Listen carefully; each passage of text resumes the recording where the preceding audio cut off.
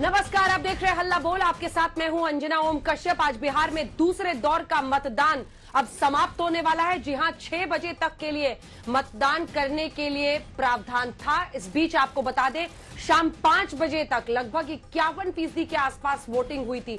यानी हम ये कह सकते हैं कि सामान्य जितना पिछली बार हुआ था उसके आसपास ये आंकड़ा पहुंचता हुआ, और ये शाम 5 बजे तक का आंकड़ा है। शाम 6 बजे तक का आंकड़ा कुछ ही देर में आएगा। शाम 6 बजे तक मतदान का प्रावधान था इन तमाम इलाकों में। खासतौर पर कोरोना की वजह से ये तमाम इंतजाम किए गए हैं। लेकिन आज एक बार फिर से जब दूसरे दौर का मतदान बिहार में चल रहा था, तो तीसरे दौर के चुनाव के लिए प्रचार कर रहे थे प्रधानमंत्री नरेंद्र मोदी और तमाम ऐसे नेता जो विपक्ष की तरफ से भी चुनावी घमासान में हैं।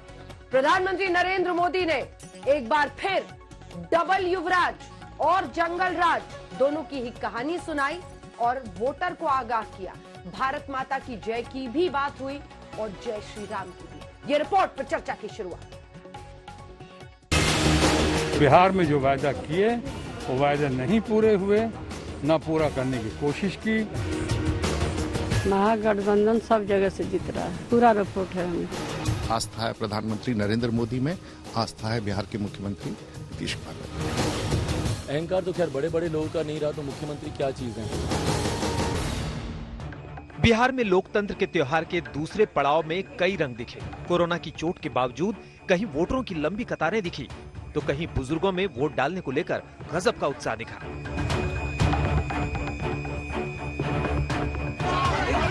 कहीं वोटिंग के लिए जा रहे लोगों ने पुलिस के रवैये को लेकर सड़क पर जाम भी लगा दिया। तो पूर्णिया में पोलिंग बूथ पर कुछ लोगों ने ईवीएम में तोड़फोड़ भी की। बिहार के सीएम और डिप्टी सीएम समेत पूर्व सीएम और महागठबंधन के सीएम उम्मीदवार भी वोट डालते दिखे। दिन भर की कवायद के बाद करीब 1,500 उम्मीदवारों की किस्मत ईवीएम में कैद हो गई है।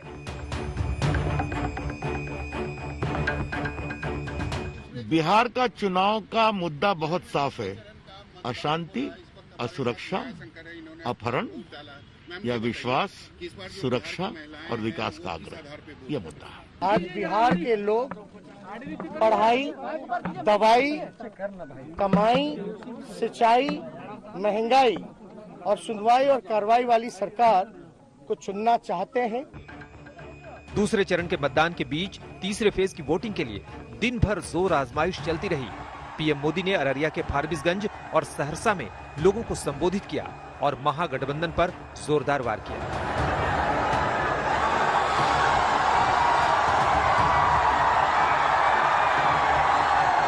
बिहार के चुनाव प्रचार में मां भारती का जयकारा करना इन लोगों को रास नहीं आ रहा। सोचिए, बिहार में जंगल राज लाने वालों के साथियों को भारत माता से दिक्कत है। कभी एक टोली कहती है कि भारत माता की जय के नारे मत लगाओ, कभी दूसरी टोली को भारत माता की जय से सिरदर्द होने लगता है। ये भारत माता के विरोधी अब एकजुट होकर बिहार के लोगों से वोट मांगने के लिए आए। पीएम मोदी ने जंगल राज और परिवारवाद के हथियार से भी विरोधियों पर दनादन वार किए। बिहार के लोगों ने जंगल राज को, डबल युवराजों को सिरे से नकार दिया है।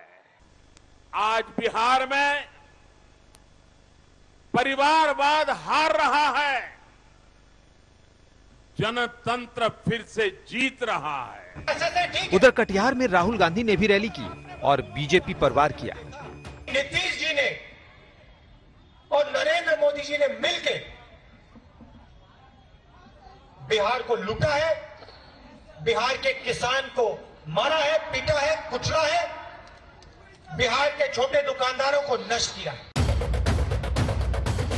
दूसरे फेज की वोटिंग के बीच तीसरे चरण के प्रचार के लिए मधुबनी के हरलखी पहुंचे सीएम नीतीश को भारी विरोध का सामना करना पड़ा।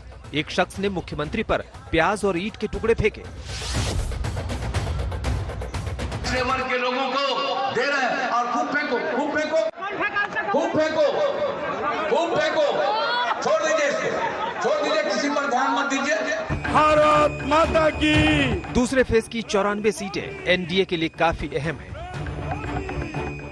तेजस्वी की जोर आजमाइश के बीच अगर जेडीयू और बीजेपी इस चरण में अच्छा प्रदर्शन करने में कामयाब हो जाती है तो चौथी बार नीतीश कुर्सी तक पहुंच जाएंगे। आज तक ब्यूरो। आइए चर्चा की शुरुआत करते हैं। हमारे साथ गौरव भाटिया, राष्ट्रीय प्रवक्ता भारतीय जनता पार्टी के जुड़ गए हैं। सुप्रिया श्रीनाथे हमारे साथ कांग्रेस पार्टी की तरफ से जुड़ गई हैं। जेडीयू नेता केसी त्यागी जी, वरिष्ठ नेता हमारे साथ जुड़ रहे हैं और मृत्युंजय तिवारी आरजेडी का पक्ष हमारे सामने रखेंगे। सबसे पहले गौरव भाटिया जी, आपके साथ शुरुआत करते हुए, डबल इंजन वर्सेस डबल युवराज, ये जो आप लोग एक जिस तरह से रणनीति प्रधानमंत्री अपने भाषणों के जरिए आगे ले जा रहे हैं, लेकिन ये जो डबल इंजन है उसमें नीतीश कुमार के खिलाफ जो गुस्सा है, आपने भी देखा होगा ये वीडियो जो अलग अलग जगह जा रहा है, वो डबल इंजन में कहीं हवा ना निकाल दे, ऐसा डर आपको सता रहा है क्या? अंजना जी, सबसे पहले तो जब आज मतदान पड़ रहा है तो पूर्णतः हमें यकीन है कि एनडीए की सरकार, हम तो 2/3 का बहुमत कहते थे, उससे ज्यादा सीटों से बन रही है। और प्रधानमंत्री जी ने जो आज मुद्दे उठाए हैं वो वाकई बहुत ही महत्वपूर्ण है देश के लिए।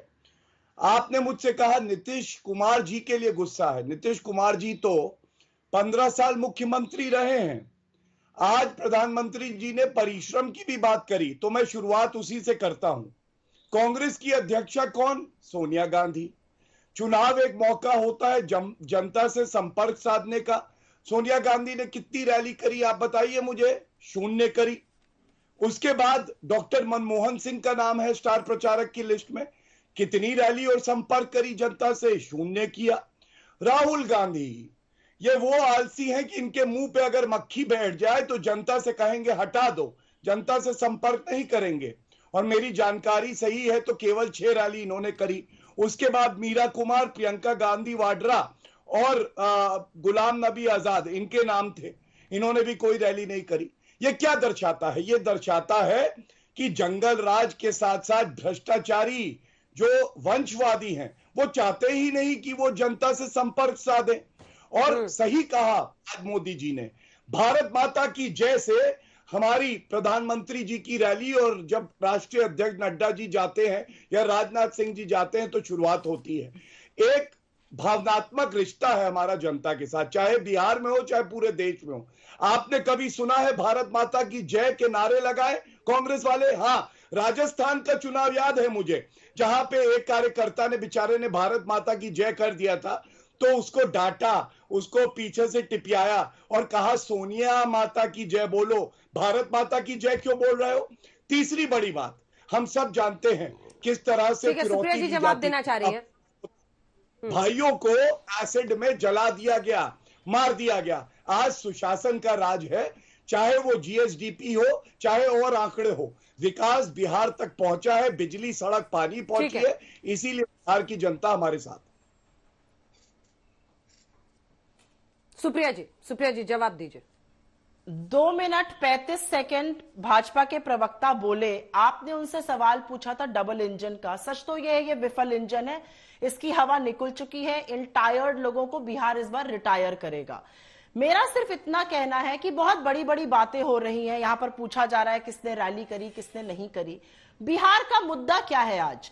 बिहार के मुद्दे पर कौन सी बात कर रहा है भाजपा या कौन सी बात कर रहा है उनका घटक दल जदयू, ये हमें बताया जाए। बिहार का मुद्दा है 46% बेरोजगारी। सिंपल वर्ड्स में बिहार का हर दूसरा आदमी बेरोजगार है। बिहार का मुद्दा है कुपोषण, 72% बच्चे बिहार के कुपोषित हैं। बिहार का मुद्दा है बाढ़ जो बार बार आती है। 15 साल से सत्ता में है, उसके बारे में कोई बात नहीं करेंगे। 15 साल से सत्ता में आप है, महिलाओं के खिलाफ अपराध आपके यहां बढ़ रहे हैं, तो 15 साल के काम पर आप क्यों नहीं वोट मांग रहे हैं? उसमें आप क्यों विफल है वोट मांगने पर, क्यों असमर्थ हैं? और इसी झुंझलाहट के चलते शायद नीतीश जी या प्रधानमंत्री मोदी जी जो अभद्र भाषा का प्रयोग कर रहे हैं, जो अपशब्द बोल रहे हैं, जो व्यक्तिगत तीखी टिप्पणियां कर रहे हैं, वो गलत है। क्यों आप बेकार की बातें कर? आप 15 साल पर वोट मांगिए, क्योंकि आपके अकॉर्डिंग तो 15 साल में सुशासन था, लेकिन उस सुशासन के चलते बिहार में भुखमरी बढ़ गई। बिहार में बेरोजगारी हिंदुस्तान में सबसे ज्यादा है। बिहार में किसान सबसे ज्यादा बदहाल है। उसके बारे में क्यों नहीं बात की जा रही है? आप ही की रिपोर्ट में अभी मैंने देखा, आप ही की रिपोर्ट में मैंने अभी देखा कि वहां पर जूता फेंका जा रहा है, पत्थर फेंका जा रहा है। ऐसा क्यों हो रहा है? भाई सुशासन बाबू थे तो अपने नाम पर, अपने काम पर वोट मांगे। वोट जो बिहार में मांग रही है भाजपा या जदयू, वो अपने काम पर छोड़कर बाकी सब चीजों पे मांग रही है। और बार बार जो ऑडियंस दिखाए जाते हैं वो कहते हैं भाई बिहार के मुद्दों पर बात हो। मैं तो 25 दिन से बिहार में थी, आज एक दिन के लिए बाहर हूं, मैं देख सकती हूं हर बिहारी कह रहे हैं हमारे मुद्दे पे वोट मांगिए। उस पर भाजपा क्यों नहीं वोट मांगती है? सीधा और सिर्फ एक सवाल है, हर दूसरा बिहारी या बेरोजगार क्यों है? जो मजदूरों ने पलायन किया, उनके साथ जो त्रासदी हुई वो आखिर क्यों हुई? हर व्यक्ति जिसके पैर में छाले और फपोले पड़े थे, आज वो पूछता है क्यों पड़े हमारे पैर में वो छाले और फपोले, क्यों तिलमिलाती धूप में हमें चलाया गया? ये पूछा जाएगा। केसी त्यागी जी इसका जवाब चाहता है। केसी त्यागी जी 15 साल के सुशासन पर गंभीर सवाल उठाती हुई सुप्रिया जी, क्या जवाब दीजिएगा?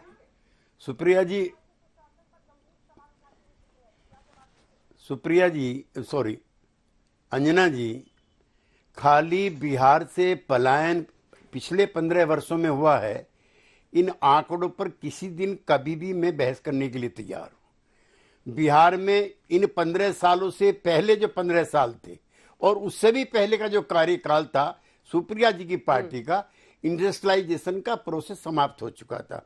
आप वहां की रहने वाली हैं, बरौनी के कारखाने जो श्री बाबू के समय में लगा था वो कहां चला गया? उसके बाद जो चंपारण की चीनी मिलें थी वो कहां चली गई? असल में ये अकेला बिहार ही नहीं है, पश्चिमी बंगाल, आसाम, उड़ीसा, छत्तीसगढ़, समूचा बुंदेलखंड, सब जगह से पलायन है। और खाली नीतीश कुमार ने नहीं छाले डाले, छाले उन सरकारों ने भी डाले हैं जो अपने यहां से मजदूरों को बहका करके, धमका करके बिहार भेजने के लिए कर रहे थे। आनंद बिहार के बस अड्डे पर जिसने 1 लाख लोग इकट्ठे करा करके मजदूरों को अपमानित किया था, छाले उसने भी डाले पैर में। मुंबई के शिवाजी टर्मिनल पर जब आपकी पार्टी की समर्थक सरकारों ने वहां पर लाखों लोगों को बुला करके और पिटाई कराई, सरकार वो भी जिम्मेदार है। ये सही है, हम मानते हैं वहां पे भुखमरी है। समूचे देश का इंडेक्स भी बता दीजिए, आपने बिहार में बताया। शासन तो सुप्रिया जी आप ही के ही पार्टी के लोगों का ज्यादा रहा है। जो बेरोजगारी है प्रोपोर्शनेटली, जो भुखमरी है, कितनी माताएं बच्चा पैदा करने के समय मरती हैं, कितने बच्चे कमजोर कुपोषण के शिकार होते हैं, समूचे साउथ एशिया में, समूचे इंडिया में है, बिहार में भी है, झारखंड में भी, छत्तीसगढ़ में भी, बुंदेलखंड में भी, आसाम में भी। कौन सा सूबा ऐसा है? लिहाजा जब आप आरोप लगावें तो प्रोपोर्शनेट रहे। जब तक कोसी का पानी त्रासदी पैदा करता रहेगा तब तक बिहार का भला नहीं हो सकता। और ये नीतीश कुमार के राज में इस साल नहीं हुआ, 3000 साल से हो रहा है, आज नहीं है। पहली बार बाढ़ नहीं आई है, जब कांग्रेस पार्टी की सरकार थी तब भी बाढ़ थी, लालू जी की थी तब भी देर, इस बार भी आई है और अगले साल भी आएगी। ऐसे ही ब्रह्मपुत्र में आसाम से, तिब्बत से, चीन से, जब तक सरकारों के साथ बैठ के कोई मैकेनिज्म बिल्डअप नहीं होगा, ना ब्रह्मपुत्र परेशान करना बंद करेगी, ना कोसी बंद करना परेशान करेगी। अभी भारत माता की जय का आपने जिक्र किया, मैं फ्रीडम मूवमेंट पढ़ता रहता हूं। मैं लाहौर में उस जगह पर भी गया हूं जहां पर भगत सिंह को फांसी हुई है, वो भी वंदे मातरम कहता हुआ, भारत माता की जय कहता हुआ 3.5 साल का नौजवान, 23.5 साल का नौजवान गले में फंदा डालता है। ये महात्मा गांधी की कांग्रेस थी। ये उस समय उपनिवेशवाद के विरुद्ध जो आंदोलन चला था, उसमें जितने भी देश की रक्षा के, मातृभूमि के रक्षा के मत वाले थे, वो भारत माता की जय बोलते थे। भारत माता की जय बोलने पर कोड़े लगते थे, भारत माता की जय बोलने पर सजाएं होती थी। लिहाजा इस पर शर्मिंदा जो पार्टी हो सकती है उसका भगवान भला करे। ठीक है, एक छोटा सा जवाब सुप्रिया जी दे लें, फिर मैं मृत्युंजय जी फौरन आपके पास आऊंगी। सर जी, सुप्रिया जी। हमें भी नहीं, मैं बहुत खुश हूं कि केसी त्यागी जी ने कुछ ऐसे मुद्दों को उठाया। एक मिनट, मैं बहुत खुश हूं कि केसी त्यागी जी ने कुछ ऐसे मुद्दों को उठाया जो कि मुझे लग नहीं रहा था वो उठाएंगे। चंपारण की चीनी मिल 6 साल पहले जब प्रधानमंत्री मोदी जी आए थे, और बहुत अच्छा आपने कहा, मैं तो पश्चिम चंपारण में ही थी, उसमें उन्होंने कहा था 6 साल बाद आऊंगा, आपके साथ इसी चीनी मिल की चाय के साथ चाय पीऊंगा। इस बार तो वो आए, उन्होंने बगहा में आए, सुई पटक सन्नाटा, एक शब्द नहीं कहा। आपने कहा बेरोजगारी 46% तो पिछले 15 साल में ही बढ़ी है त्यागी जी। आपने कहा भुखमरी, आपने कहा पॉवर्टी, बिहार में पॉवर्टी 50% पहुंच गई है पिछले 15 सालों में। तो ये कह देना कि भाई बाढ़ तो हर साल आती है, कोई क्या कर सकता है, तो आप सत्ता में क्यों है? फिर तो हम सब लोग को भगवान भरोसे रहना चाहिए। क्या सत्ता और क्या पॉलिटिक्स करने की किसी को जरूरत है? क्या सरकारें बनाने की जरूरत है? फिर तो भगवान भरोसे सब लोग रह ही रहे। सत्ता में जब आपको इस तरह का मताधिकार से लोग आपको बिठाते हैं सिंहासन पर, तो एक्सपेक्ट करते हैं कि आप उनके लिए कुछ कीजिएगा। आप जब उनके लिए कुछ नहीं करते हैं तो आप जबानी जमा खर्च तो मत कीजिए कहकर कि बिहार में बाढ़ तो हर साल आती है फिर आएगी। ये गलत बात है। चलिए ठीक है, इसका मृत्युंजय जी एक बार जवाब दे ले, फिर केसी त्यागी जी से जवाब मैं लूंगी। मृत्युंजय जी, सवाल ये है कि जवाब देना ये जेडीयू का कहना है, ये बीजेपी का कहना है, ये अचानक से मिली हुई विरासत नहीं है। बिहार के इस पिछड़ेपन में कई फैक्टर्स हैं, और फिर जब भी वो जिक्र होगा तो उन तमाम दशकों का सामने आएगा हिसाब किताब, जिसमें आपके वो 15 साल हैं जहां पर आगे बढ़ने के बजाय कई कदम पीछे हुआ बिहार, ये कह रहे हैं वो। देखिए अंजना जी, जब श्रीमती राबड़ी देवी जी ने सत्ता सौंपा था आदरणीय नीतीश कुमार जी को, उस समय खजाना बिहार का भरा हुआ था। उस समय बिहार में अमन चैन था, शांति था। लेकिन आदरणीय प्रधानमंत्री जी जब जब बिहार आते हैं खूब गरजते हैं, खूब बरसते हैं, लेकिन रंगबाजी रंगदारी तक पर चले जाते हैं। इसका डर भय दिखाते हैं हमारे शासनकाल का वोट के लिए। लेकिन अगर आदरणीय प्रधानमंत्री जी, ये बिहार की धरती है जो राजनीतिक समझ ज्यादा रखती है बाकी राज्यों से, ये बताते ही नहीं है कि आदरणीय प्रधानमंत्री जी बिहार को डबल इंजन में जो ट्रबल आया उसका फायदा बिहार को क्या मिला? क्यों नहीं विशेष राज्य का दर्जा मिला? क्यों विशेष पैकेज नहीं मिला? क्यों पटना यूनिवर्सिटी को सेंट्रल यूनिवर्सिटी का दर्जा नहीं मिला, जबकि प्रधानमंत्री जी से नीतीश कुमार जी हाथ जोड़कर विनती कर रहे थे? क्यों नहीं बाढ़ का समस्या का समाधान हुआ? ये तो मूलभूत समस्याएं हैं। क्यों महंगाई की मार से लोग परेशान हैं? आप रंगदारी रंगबाजी की बात करते हैं प्रधानमंत्री जी, जितना गाली देना है हमारे नेता लालू प्रसाद जी, तेजस्वी यादव जी को दे दीजिए, लेकिन बिहार की जनता का प्यार लालू प्रसाद जी और तेजस्वी यादव जी के साथ ही है। ये बात का एहसास उनको है।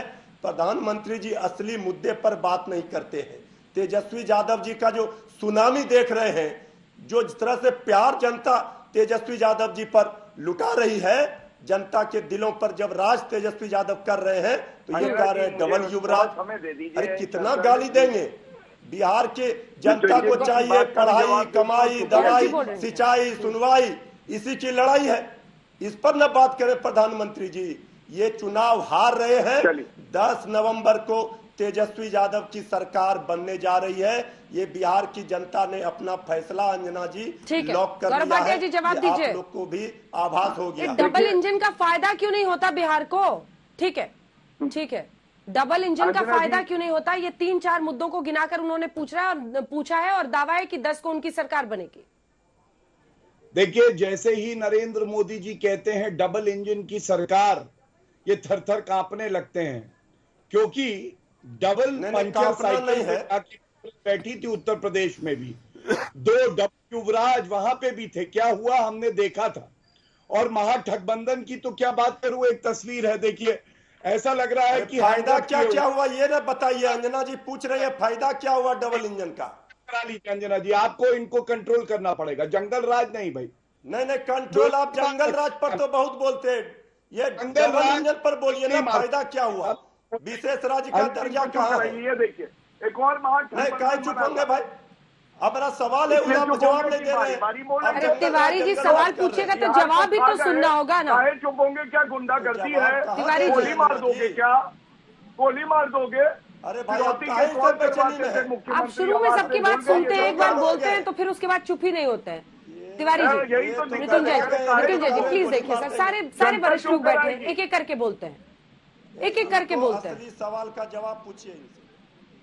देखिए, विशेष राज्य का दर्जा, विशेष पैकेज, बाढ़ में राहत कैसे हो, रोजगार, चीनी मिल, डबल इंजन का फायदा क्यों नहीं? गौरव भाटिया बता रहे। रुकिए सर, रुकिए मृत्युंजय, एक एक करके पहले इन्होंने कहा अनएम्प्लॉयमेंट। कैसे आपके चैनल पे झूठी प्रवक्ता ने झूठ बोला। ये मेरे हाथ में CMIE के आंकड़े 2 नवंबर के, आप देख लीजिए। इसमें क्या है अनएम्प्लॉयमेंट दर?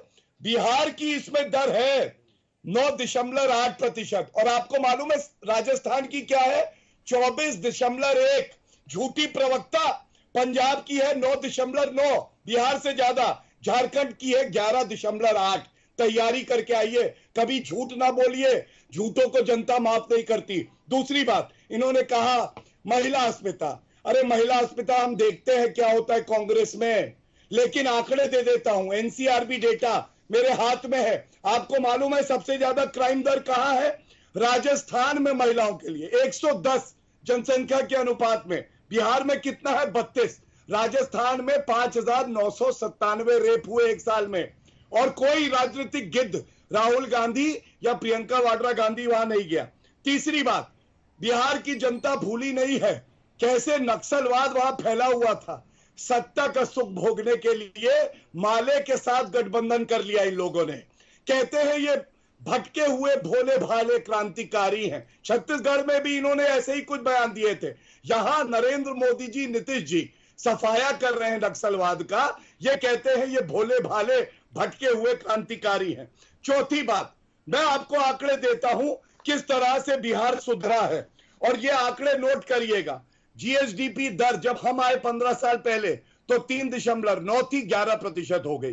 बिजली केवल 22% घरों में थी, 100% घरों में है। पक्की सड़क 34% थी, आज 96% है। कृषि दर 3.9 था, आज 12.2 है। और सबसे बड़ी बात है, कोई भूला नहीं है कि जब लालू प्रसाद यादव के बेटी की शादी थी तो यह जंगल राज था कि मारुति का शोरूम लूट लिया गया, नई नई गाड़ियां छीन ली गई, और उसके साथ आज इन्होंने हाथ मिला रखा है। तो जनता केवल इतनी कह रही है, जनता जानती है। ये सुन लीजिए, फैक्ट्री, इन्वेस्टमेंट, बिहारियों ने निवेश किया है शिकंजा। गौरव जी, अंजना जी, नौकरियां, ठीक है, ये तमाम बातें अपनी जगह हैं, लेकिन ये 15 साल पुरानी बात हो गई। फैक्ट्रियां, निवेश, नौकरियां, ये सब भी तो है ना। क्या देखिए, अब जब आप बिजली, सड़क, पानी, ये जो मूलभूत सुविधाएं हैं वही 15 साल में पूरा करेंगे तो फिर नौकरी की बारी कब आएगी सर? सरकारी जो नौकरियां हैं उसकी भी वैकेंसी नहीं निकाली गई, इसके लिए कौन जिम्मेदार है? नौकरियों पे भी बता देता हूँ। और एक सेकंड सुप्रिया जी, इस पर जवाब ले।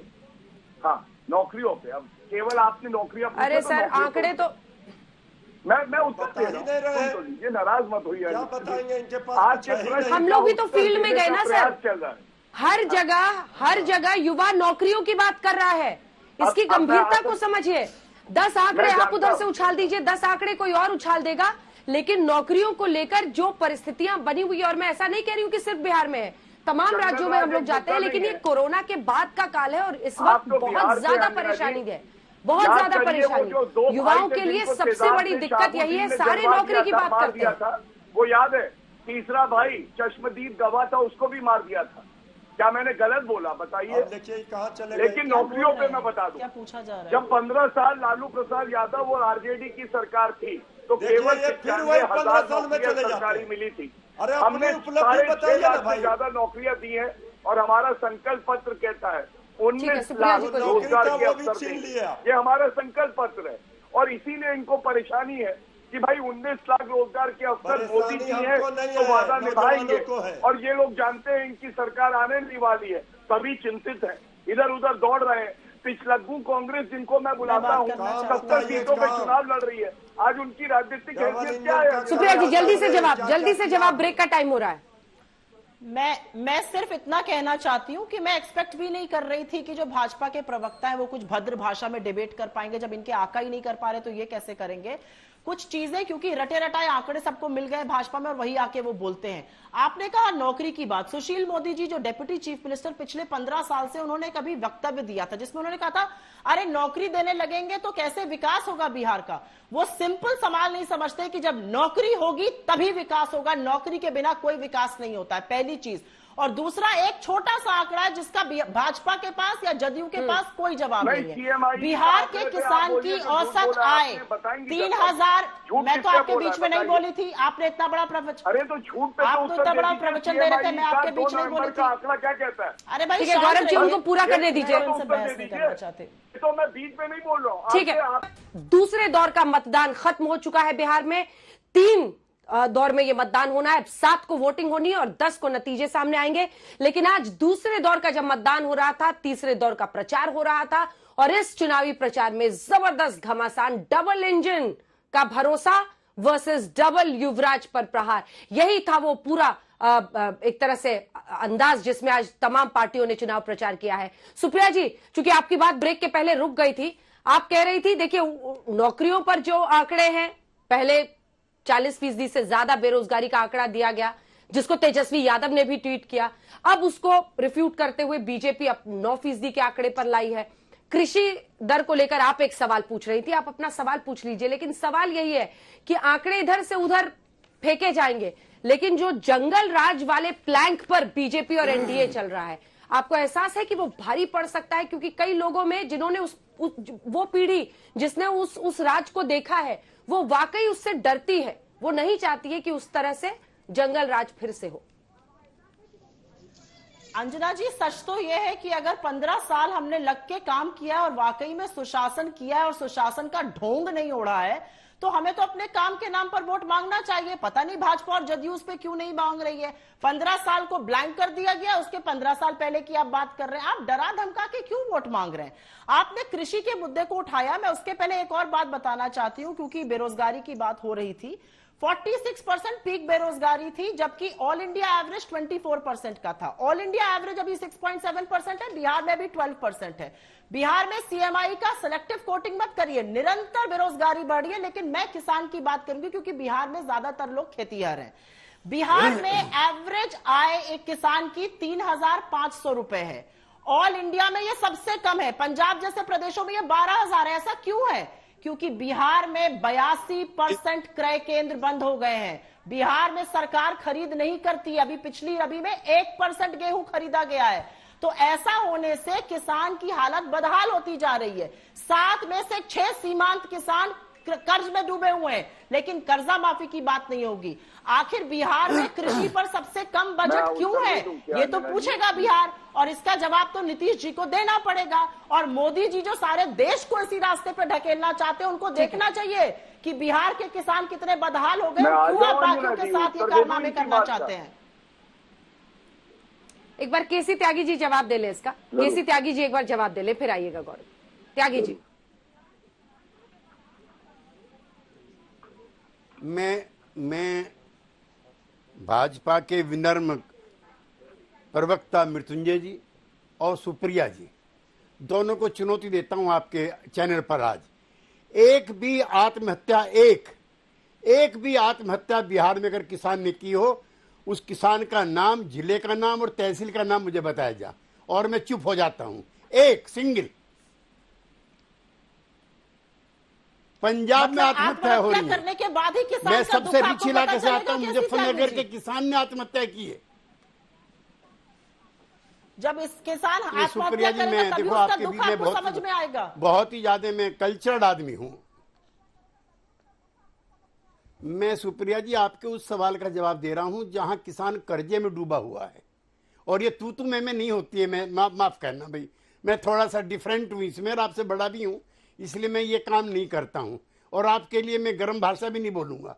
मैं सिर्फ इतना निवेदन कर रहा हूं, अगर कर्जे में डूबा हुआ है तो यवतमाल का किसान कर्जे में डूबा हुआ है, तो आपके नागपुर संभाग का डूबा हुआ है, तो देश के और हिस्सों का डूबा हुआ है। बिहार में एक भी किसान ने आत्महत्या क्यों नहीं की अगर कर्जे में डूबा हुआ? मैं तो आप ही से पूछ रहा हूं ना। वहां कर्जे में नहीं डूबा हुआ, वहां का प्रोसेस डिफरेंट है, नंबर 1। नंबर 2, मैं जंगल राज का जिक्र करना चाहता हूं। ना तो आप और ना मेरे मित्र बीजेपी के, और ना मेरी बहन जो है एंकर अंजना जी, मैं रहा हूं लालू जी के जंगल राज में। मैं उनकी पार्टी का महामंत्री था, इसलिए मैं कह रहा हूं वो जंगल राज मैंने देखा है। मैंने शहाबुद्दीन का वो तांडव देखा है कि जेएनयू का प्रेसिडेंट, आप शायद पढ़ी है वहां पर अगर मेरी जानकारियां सही हैं, चंद्रशेखर को दिन दहाड़े शहाबुद्दीन ने मार दिया था। एनएचआई का कोई ठेका नहीं उठता था, 1 इंच भी सड़क नहीं बनी है, रंगदारी देनी पड़ती थी 1 इंच भी। मुख्यमंत्री के कार्यालय में और मुख्यमंत्री के घर से फिरौती की रकमें तय होती थी। आपने कुख्यात साधु यादव का नाम शायद इस बीच में ना सुना हो, लेकिन मैंने सुना है, मैंने देखा है। 5 बजे थाने भी बंद होते थे और बाजार भी बंद होते थे। अब रात को 12 बजे लड़कियां पिक्चर देख करके घर वापस आती हैं। मैं रहा हूं लालू जी के साथ, आज से नहीं, पिछले 45 साल से। इसलिए जो काम हुए हैं अंजना जी उसको नहीं बताएंगे, पुराने लोगों को उनकी मेमोरी वापस नहीं कराएंगे। और मृत्युंजय जी, आप जितनी जोरों से बोलते हो कि 10 तारीख को बन जाएंगे मुख्यमंत्री, हमारी वोट उतनी बढ़ती है। मैं चाहता हूं ज्यादा बोलें ताकि जनता को उन दिनों की याद आ जाए और हमें तो फिर वोट मांगने की जरूरत नहीं है। क्या क्या नहीं होता था। मैं अंजना जी आधी सेकंड लूंगा आपसे। मैं प्रमोद महाजन के साथ आरा की एक मीटिंग में जा रहा था, हेलीकॉप्टर जो है वो तारों के ऊपर गिर पड़ा।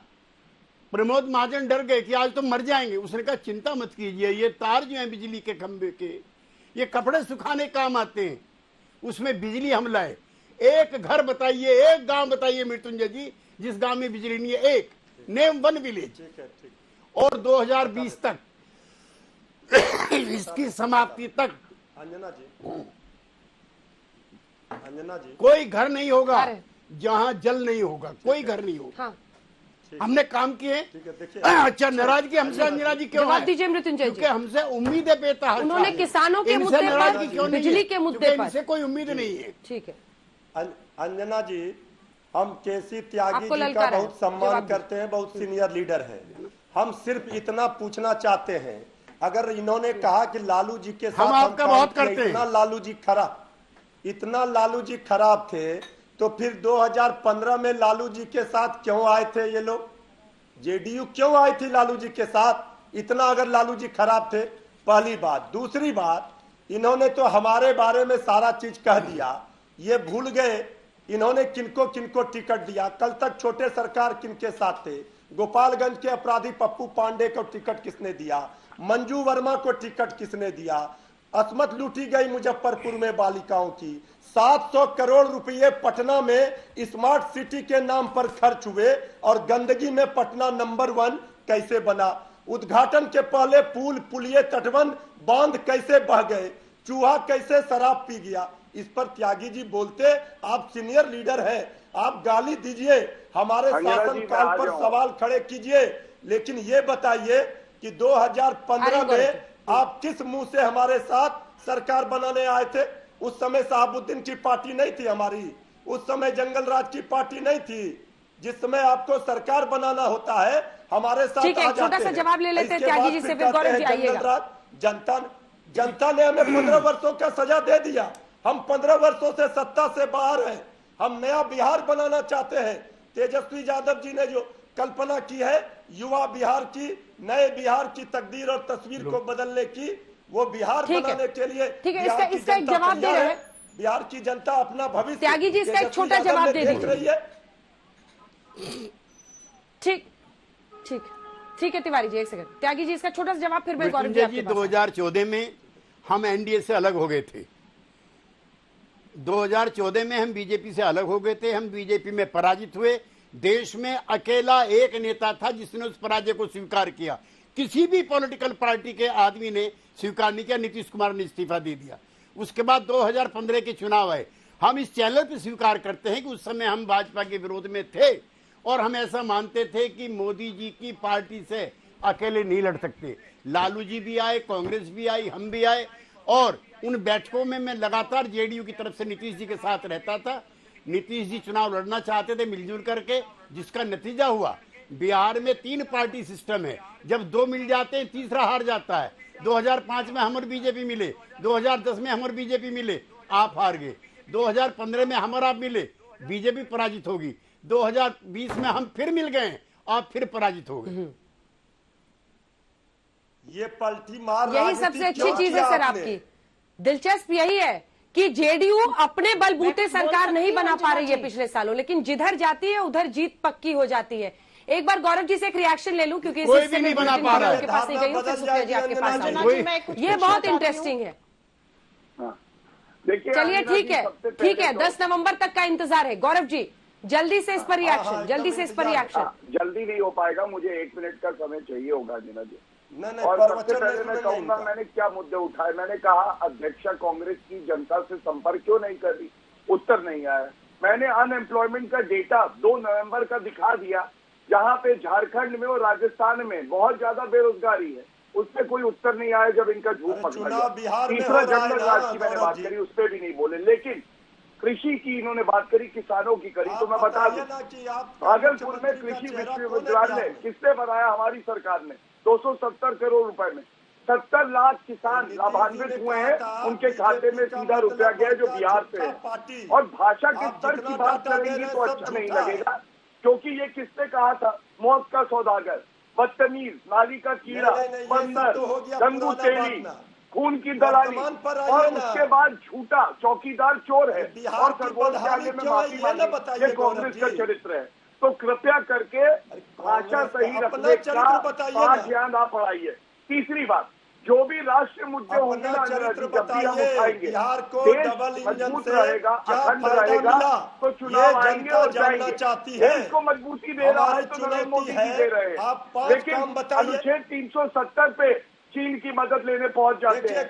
पुलवामा में कहते हैं कि ये हमारे घरेलू आतंकवादियों ने किया है, जैसे कांग्रेस के हेडक्वार्टर के फवाद चौधरी ने माना कि पाकिस्तान ने कराया था। और इसीलिए मैं कहता हूँ, आज आरजेडी का तो ये हाल है, बस मैं बात खत्म कर रहा हूँ, कि लालू प्रसाद यादव के चित्र गायब है इनके पोस्टर से। खुद नहीं चाहते उनका चेहरा सामने आए।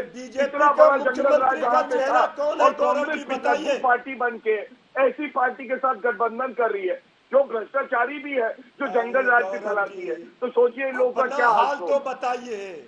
अरे बीच में मत बोलिए, चलिए बीच में मत बोलिए, पहले बहस का तरीका सीख आइए। मृत्युंजय जी जवाब दीजिए। कह रहे लालू जी की फोटो गायब है।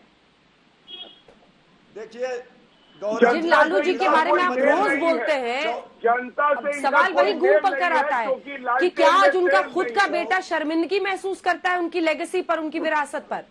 ये चुनाव लड़ेंगे। देखिए अंजना जी, हंसी आती है बीजेपी के सवालों पर। अरे लालू प्रसाद जी के लाल है तेजस्वी यादव जी, इसके लिए फोटो और तस्वीर की जरूरत है। ये वो बीजेपी से पूछे आडवाणी जी का फोटो कहाँ है? जानवरों का चारा खा गया। मुरली मनोहर जोशी जी का फोटो कहाँ है? ये नीतीश कुमार जी का फोटो इन्होंने गायब कर दिया। ये लोग जब बीजेपी वाले लालू प्रसाद यादव से पैरों में आती वो चारा लगा हुआ। तेजस्वी यादव सुप्रिया जी कंक्लूडिंग प्रसाद जी के लाल है, उन्हीं के पुत्र है, ये तस्वीर खोज रहे हैं। गौरव जी की बातों का जवाब सुप्रिया श्रीनाथ। ठीक है अंजना जी, मुझे लालू प्रसाद जी के लाल है। एक सेकेंड भाई, बच्चा लौट के आया कि नहीं, क्या अपहरण हो गया? अंजना जी, मुझे किसी की तस्वीर लगी हुई है।